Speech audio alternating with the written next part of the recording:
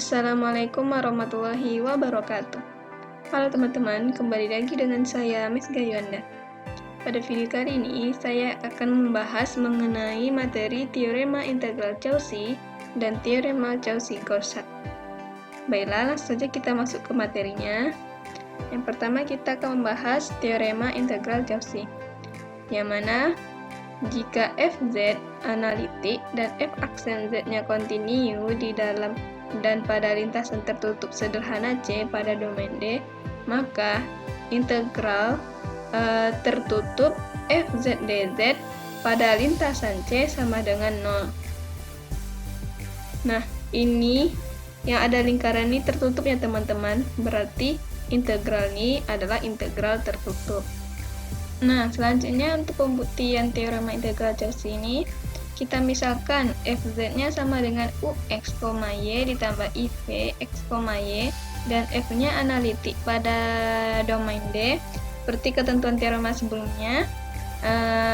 Jadi, f aksennya ada untuk setiap z merupakan himpunan bagian dari domain D. Maka, turunannya pada variabel x adalah sebagai berikut: f aksen z sama dengan ux, x, y ditambah ivx, x, y sama dengan vy, x, y dikurang iuy, x, y. Nah, karena f aksennya kontinu pada domain D, maka u, ux, v, vy, dan uy semuanya juga kontinu pada domain D. Nah, dengan kekontinuan tersebut, U dan V ini memenuhi syarat berlakunya teorema Grimm. Nah, integral tertutup V z dz pada lintasan C akan sama dengan integral tertutup U dx dikurang V dy.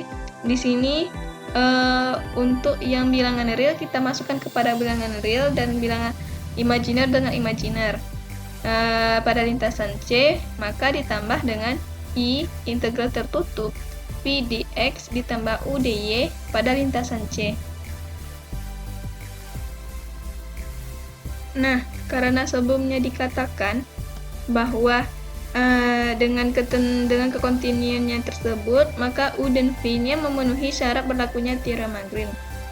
Teorema Grimm ini seperti berikut: integral tertutup V dx ditambah Q dy pada lintasan C sama dengan double integral do Q per do x dikurang do P per do y. Nah, kita lihat untuk integral tertutup U dx dikurang V dy-nya bentuknya sama dengan teorema Grimm, maka kita akan mengubahnya ke teorema Grimm atau juga disebut dengan teorema parsial, yang mana kita dapatkan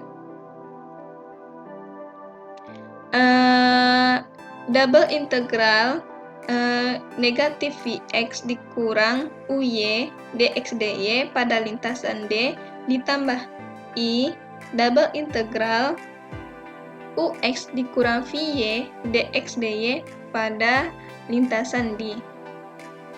Nah, dari bentuk negatif Vx dikurang Uy dan Ux negatif Vy ini, kita dapatkan bahwa ini seperti persamaan Cauchy-Riemann, yang mana juga sebelumnya kita ketahui bahwa f analitik dan f analitik ini haruslah dia merupakan persamaan Cauchy-Riemann.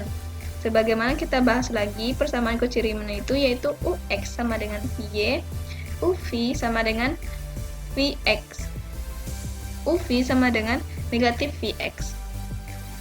Pada persamaan Cauchy-Riemann ini, jika kita tambahkan ataupun kita eliminasi, maka hasilnya akan sama dengan 0, sehingga persamaan ini yang mirip dengan persamaan Cauchy-Riemann ini akan bernilai 0, dan yang pada bilangan imajinernya juga akan bernilai 0. Maka sesuatu yang kita jumlahkan, integralkan dengan 0, dia hasilnya akan tetap 0. Sehingga integral tertutup VZ DZ pada lintasan C sama dengan 0.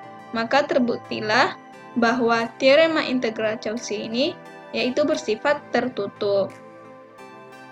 Selanjutnya kita akan membahas kepada teorema integral Cauchy-Courant, yang mana di sini ada sedikit perbedaan antara teorema integral Cauchy sebelumnya.